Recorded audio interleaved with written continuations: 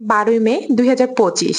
আজকের দিনের প্রতিটা মুহূর্তই ছিল বিশেষ। সারাদিনে কি কি করেছি চলুন একসাথে দেখে নেই। আসসালামু আলাইকুম, আমার নতুন আরেকটা ব্লগ ভিডিওতে সবাইকে স্বাগতম। আজকে এই ভিডিওতে থাকছে খুলনার বিখ্যাত এবং জনপ্রিয় সেই সাত রেস্টুরেন্টে বিরিয়ানি খাওয়ার অভিজ্ঞতা। আজকে ঠাটা পড়া রোদের মধ্যে বের হয়েছি দুপুর 3টায় আমাদের খুলনার বিখ্যাত সেই সাত রেস্টুরেন্টের বিরিয়ানি আমার ফার্স্ট টাইম টেস্ট করার জন্য। বাসা থেকে বের হয়ে রিক্সা নিয়ে চলে গেলাম রেস্টুরেন্টের উদ্দেশ্যে। প্রথমে সেই সাথে রেস্টুরেন্টের প্রথম আউটলেটে গিয়ে কথা বলে জানতে পারি তাদের সেকেন্ড আউটলেটের কথা। এরপর সেখান থেকে ফুল অ্যাড্রেস নিয়ে আমরা সেকেন্ড আউটলেটের উদ্দেশ্যে বের হয়ে যাই। এখানে রেস্টুরেন্টের জায়গা ছোট হওয়ার কারণে আমরা দ্বিতীয় আউটলেটে চলে যাই এবং সেখানে গিয়েই দেখতে পারি বেশ ভিড়। শুরুতে গিয়ে তাদের সাথে কথা বলে জানতে পারলাম আজকে থাকছে তাদের চিকেন কাচ্চি বিরিয়ানি এবং বিফ কাচ্চি। বিফের সাথে পাচ্ছেন আপনার ডিম এবং ফ্রি কোল্ড ড্রিঙ্ক। তাদের জনপ্রিয় যে আইটেমটা চিকেন কাচ্চি, যেটার মূল্য হচ্ছে অনলি 99 টাকা। ভাবা যায় এই সময়েও 99 টাকায় চিকেন কাচ্চি পাওয়া যাচ্ছে। যাই হোক, চলেন টেস্ট এবং কোয়ালিটি নিয়ে কথা বলবো। যেহেতু কোনো ফুড ব্লগার না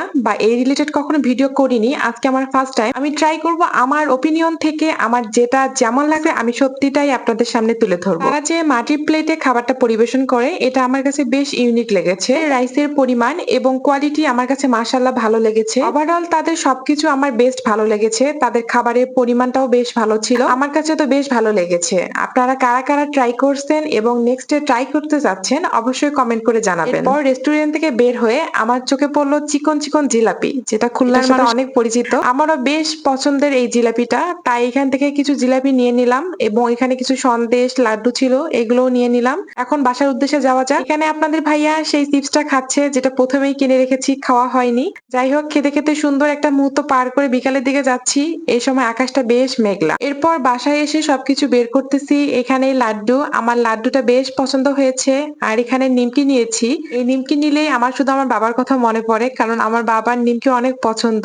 এরপর রাতে কিছু কাঁচা বাজার নেয়ার জন্য বের হয়েছি। আর আমার বাসা থেকে কাঁচা বাজারটা বেশ কাছেই, এই কারণে মেনলি রাতেই যাওয়া হয়। আর আপনাদের ভাইয়া রাতেই ফ্রি থাকে। বাসা থেকে বের হয়েই মোড়েই দেখি এক চাচা তালের শাঁস বিক্রি করতেছেন, সেখান থেকে তালের শাঁস দুটো কিনে নিলাম। এরপর কাঁচা বাজার এবং টুকটাক কিছু কেনাকাটা ছিল, সেগুলো শেষ করলাম। আর এই চাচি প্রায় সময় কিন্তু লতি কেটে বিক্রি করেন। আমি সবসময় লতিটা এনার কাছ থেকেই নেই, কারণ বাসা গিয়ে আর এক্সট্রা ঝামেলা করতে হয় না, কারণ আমার কাছে লতি কাটাটা বেশ প্যারাময় লাগে। পর বাসা যাচ্ছি। আপনারা হয়তো বা এই রাস্তাটা অনেকেই চেনেন যারা আমার ব্লগ ভিডিওগুলো রেগুলার দেখেন। কেমন হয়েছে কমেন্ট করে জানাবেন।